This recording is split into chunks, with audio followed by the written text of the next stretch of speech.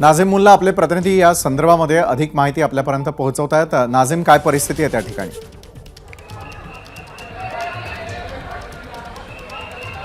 आता इथली परिस्थिती आता आपण परत एकदा पाहू शकतो। पाण्याचा प्रवाह जो आहे तो वाढलेला आहे आणि पाणी जे आहे ते पुन्हा एकदा लोकवस्तीत या ठिकाणी आलेलं आहे। जिथं मगाशी इथं आपल्याला रोड दिसत होते तिथं आता याच रोडला नद्यांचं स्वरूप या ठिकाणी आलेलं आहे आणि बघतोय आपण की इथले रहिवासी जे आहेत ते आता परत एकदा बाहेर पडू लागलेत। काय झालंय मावशी, परत एकदा पाण्याचा प्रवाह वाढला। बर, तुम्ही काय घरातच बसून होते? हो, मग तुम्हाला लक्षात नाही आलं का पाणी वाढतंय ते? अचानकच वाढवलं पाणी। तर अचानक पाण्याचा प्रवाह वाढलेला आहे, कारण आता परत एकदा 35,000 क्युसेक पाण्यानं विसर्ग जो आहे तो खडकवासला धरणातून इकडं सुरू झाला। त्यामुळे एनडीआरएफचे जवान जे आहेत ते पुन्हा एकदा इथं तैनात झाल्याचं आपण पाहतोय, कारण परत एकदा पाण्याचा प्रवाह जो आहे तो वाढत आहे। इथं सकाळी आपण बघितलं होतं, ही समोरची जी इमारत आपण बघतोय आणि जो हिरवा पट्टा आपल्याला दिसतोय तिथपर्यंत सकाळी पाणी जे आहे ते आपल्याला पाहायला मिळालेलं होतं। जो पहिला मजला आहे त्या पहिल्या मजल्याच्या सगळ्या घरांमध्ये पाणी शिरलेलं होतं आणि आता परत एकदा हळूहळू, म्हणजे आता उपमुख्यमंत्री अजित पवार काही वेळापूर्वी इथं येऊन गेलेले आहेत आणि याच रस्त्यावरून त्यांनी अजित पवार इथपर्यंत पोहोचले होते, त्यांनी इथपर्यंत प्रवास सुद्धा केलेला होता। परंतु आता इथं बघतोय आपण पाण्याचा प्रवाह इथं आता मोठा वाढलेला आहे आणि इथं हे जे सगळे अग्निशमन दलाचे जवान आहेत ते या ठिकाणी या लाऊडस्पीकरवरून सूचना देत आहेत आणि प्रत्येकाला घराबाहेर पडण्याचं आवाहन केलं जातंय। आपण बघतोय परत एकदा एनडीआरएफचे जवान जे आहेत ते इथं अडकलेल्या काही तरुणांना, काही व्यक्तींना जे आहेत ते बाहेर काढतायत आणि परत एकदा तशाच प्रकारची परिस्थिती इथं उद्भवलेली आहे। हे आपण या दृश्यातून या ठिकाणी पाहतोय। इथं नागरिक बाहेर येत नाहीयेत, सूचनांचं पालन करत नाहीयेत, त्यामुळं प्रशासन सुद्धा या ठिकाणी संतापलेलं आपल्याला पाहायला मिळत आहे। स्थानिकांकडून सुद्धा तो रोष या ठिकाणी व्यक्त केला जातोय, कारण सकाळी इथं हे सगळे रहिवासी जे आहेत ते अडकलेले होते। आता आपल्याला इथं केवळ या घरांमध्ये, या इमारतीमध्ये काही रहिवासी जे आहेत ते या ठिकाणी दिसत आहेत, मात्र ते दुसऱ्या मजल्याच्या वरचे सगळे हे रहिवासी आहेत आणि ते पुन्हा एकदा या परिस्थितीची पाहणी या ठिकाणी करतायत। धरण क्षेत्रामध्ये पावसाचा जो आहे तो जोर वाढत चाललेला आहे आणि आता बघतोय आपण इथं 2 जण आलेले आहेत, तरुण तरुणी, आणि त्यांना त्यांच्या घरामध्ये जायचं आहे, परंतु इथं आता सोडलं जात नाहीये। आपण त्यांच्याशी बोलण्याचा या ठिकाणी प्रयत्न करूयात। कुठं चाललेला आहात तुम्ही? आता इथं पाण्याचा प्रवाह वाढलाय। नाही, इथेच बिल्डिंग मध्ये जात होतो, पूजा पार्क अपार्टमेंट। काय आहे, कशासाठी चालला? नाही, मी राहायला आहे तिथे, पण बाहेर चार्जिंगला गेलेलं। पाण्याचा प्रवाह वाढला हे दिसतंय आपल्याला, तुमच्या नजरेस आहेत, तरी जाताय तुम्ही, जीव धोक्यात नाही? ठीक आहे। तर हे अशा पद्धतीनं काही अतिउत्साही तरुण किंवा इथले युवक सुद्धा आपल्याला दिसत आहेत जे या ठिकाणी जात आहेत। इथले स्थानिक आहेत। काय झाली परिस्थिती? ही किती मिनिटांमध्ये परिस्थिती अशी उद्भवली? 20 मिनिटांमध्ये परिस्थिती उद्भवलेली, आता 20 मिनिटांमध्ये। रात्री 3:30 वाजल्यापासून आहे। रेस्क्यूची टीम पण आली होती, अग्निशमनचे आहेत जवान, एनडीआरएफचे पण आहेत, परत स्थानिक नागरिक आहेत आमच्या बरोबर। अजित पवार इथं आले होते त्यावेळेला सगळं रोड दिसत होतं, अजित पवार इथंच आले, त्याच रोडवरून आले होते। 20 मिनिटात पाणी इथे परत आलं, 20 मिनिटात आमच्या कमरे एवढं पाणी झालंय, परत आमच्या घरामध्ये पाणी शिरलं आहे। रात्री 2:30 वाजता पाणी शिरलं होतं, परत आज 4 वाजता, आता किती वाजले? 4 वाजता वाजले असतील। खरं सांगत नाहीये, खरं सांगत प्रशासन खरं सांगत नाहीये। त्यांना विचारले किती पाणी सोडणार, आम्हाला माहित नाही आहे। वाढ जे आले कॉर्पोरेशन त्यांना विचारलं ना, ते 4 वाजता किती सोडा आम्हाला माहित नाही। राजकीय पोळी भाजण्याचा विषय दिसतोय आम्हाला, राजकीय पोळी भाजण्याचा। वोटिंगसाठी हा सगळा विषय चाललेला आहे। रात्री 2:30 वाजता पाणी सोडलं, गोरगरीब सगळे टेरेसला, कुणाच्या घरात, काय घरात, आता काय घरात काही लोक आहेत की सगळे बाहेर गेले? आहेत, कारण का त्यांना इथं दुसरा पर्याय कुठंच नाहीये इथं। सगळे अजून घरात आहेत बाहेर? निम्म्याच्या वर घरी आहेत लोक अजून। त्यांना आम्ही आमचं म्हणणं बाहेर का पडत नाही? आता अशी परिस्थिती परत एकदा उद्भवते, सकाळसारखीच परिस्थिती निर्माण होते, तरी ते बाहेर का निघत नाही? सुरक्षित स्थळी जात नाहीयेत? नाही, पर्याय नाहीये ना। शासनाने काय केलं आमच्यासाठी? कुठं पर्याय दिला आम्हाला की इथं राहावा, इथं जावा, इथं खाण्याचं? आता बघा, माझ्या गुडघ्यापर्यंत पाणी होतं, आता हाच पाण्याचा प्रवाह जो आहे तो कमरेपर्यंत आता वाढू लागलेला आहे. आम्हाला सुद्धा इथून आता बाहेर काढलं जात आहे, कारण पाण्याचा प्रवाह सेकंदाला या ठिकाणी वाढतोय.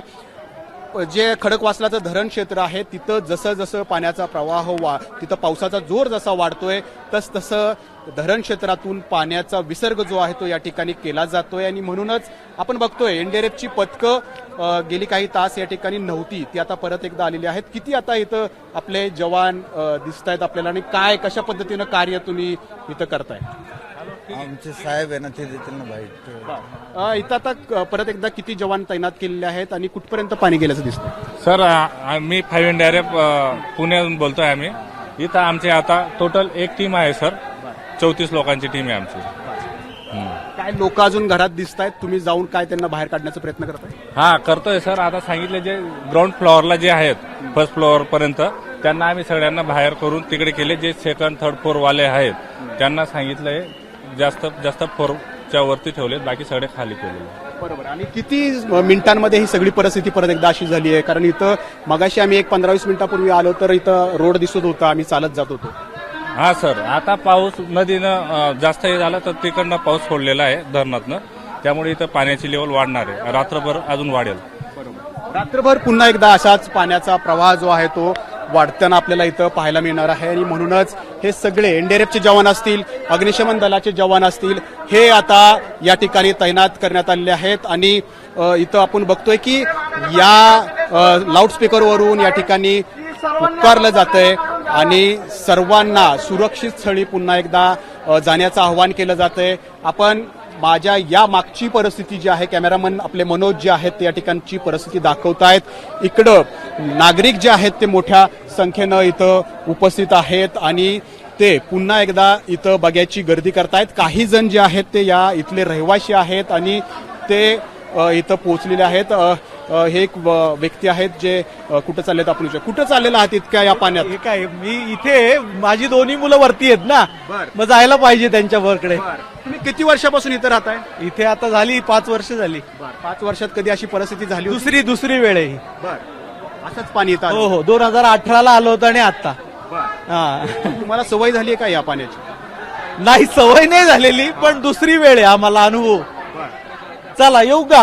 ठीक आहे. तर हे इथलेच रहिवासी आहेत, त्यामुळं ते परत एकदा त्यांच्या घरी जे आहेत ते चाललेले आहेत, कारण लहानगे त्यांचे या घरात आहेत. आणि इथं आपण बघतोय की हे सगळे प्रशासनाचे कर्मचारी आहेत जे इथं तैनात करण्यात आलेले आहेत.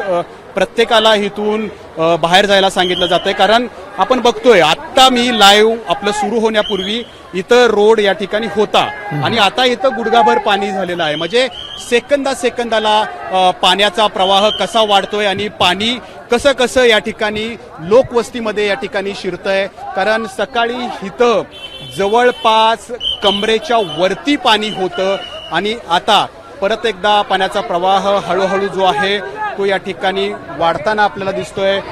प्रत्येक ठिकाणी लाऊडस्पीकर घेऊन या ठिकाणच्या नागरिकांना बाहेर काढण्यासाठी हे सगळे इथले स्थानिक काही तरुण आहेत ते सुद्धा या ठिकाणी सरसावलेले आहेत. कारण कुणाचंही नुकसान होऊ नये, कुणालाही हानी पोचू नये म्हणून स्थानिक प्रशासनासह इथले स्थानिक तरुण सुद्धा या ठिकाणी सरसावल्याचं आपल्याला दिसतंय. आणखी काही इथले स्थानिक आहेत. काय आता परत एकदा पाण्याचा प्रवाह वाढला? पाण्याचा प्रवाह वाढला, आता पाणी परत सोडण्यात आलेलं आहे. आता त्यामुळे इकडे पाणी वाढलंय. काय सगळं जनजीवन विस्कळीत झालंय? 2-3 दिवस सगळ्यांचं विस्कळीत झालेलं आहे, सगळ्यांच्या घरात पाणी वगैरे शिरलंय, सगळे अस्ताव्यस्त झालंय सगळं. आता आम्ही आहे अशा कपड्यानुसार बाहेर पडलोय रात्री 3 वाजता. कोण कोण तुमच्या घरात कोण कोण आहेत आणि आता ते कुठं आहेत? 7 माणसं आहेत. 7 जणांनी त्यांना तिकडे शिफ्ट केलंय दुसरीकडे. कुणाच्या घरी काय? आमच्या नातेवाईकांच्या घरी शिफ्ट केलंय. ही अशी प्रत्येकाची परिस्थिती आहे. इथं जेवढ्या सोसायट्या आहेत आणि जे पहिल्या मजल्यावरती राहत आहेत आणि अगदी जमिनीलगत जे राहत आहेत त्या सगळ्यांची हीच परिस्थिती आहे. आणि त्या सगळ्यांना इथून सुरक्षित स्थळी हरवलेलं आहे. ज्यांच्याकडे सोयी आहेत, ज्यांचे मित्र आहेत, नातेवाईक आहेत, ते त्यांच्या घरी या ठिकाणी गेलेत आणि आपला जीव वाचायला हवा एवढं एक ध्येय या सगळ्यांनी बाळगलेलं आहे. आणि त्याच ध्येयापोटी ते सगळे जे आहेत ते इथून सुरक्षित स्थळी या ठिकाणी जात आहेत. अजित पवारांनी काही वेळापूर्वीच या ठिकाणी दौरा केलेला आहे. अजित पवार ज्या रस्त्यावरून आले आणि ज्या रस्त्यावरून परतले त्या रस्त्याला आता अशा पद्धतीनं नदीचं स्वरूप जे आहे ते आल्याचं आपण या ठिकाणी पाहतोय. नक्कीच. परिस्थिती पुन्हा एकदा सकाळसारखीच या ठिकाणी होतीये. कोणतीही जीवितहानी होऊ नये एवढीच यामध्ये आपण एक अपेक्षा बाळगू शकतोय. नक्कीच तुम्ही देखील आपली स्वतःची अशाच प्रकारे काळजी घ्या. वेळोवेळी या संदर्भातले अपडेट्स आपण आपल्या प्रेक्षकांपर्यंत पोहोचवत राहणार आहोत. तुर्तास दिलेल्या माहितीसाठी धन्यवाद. एबीपी माझा, उघडा डोळे बघा नीट.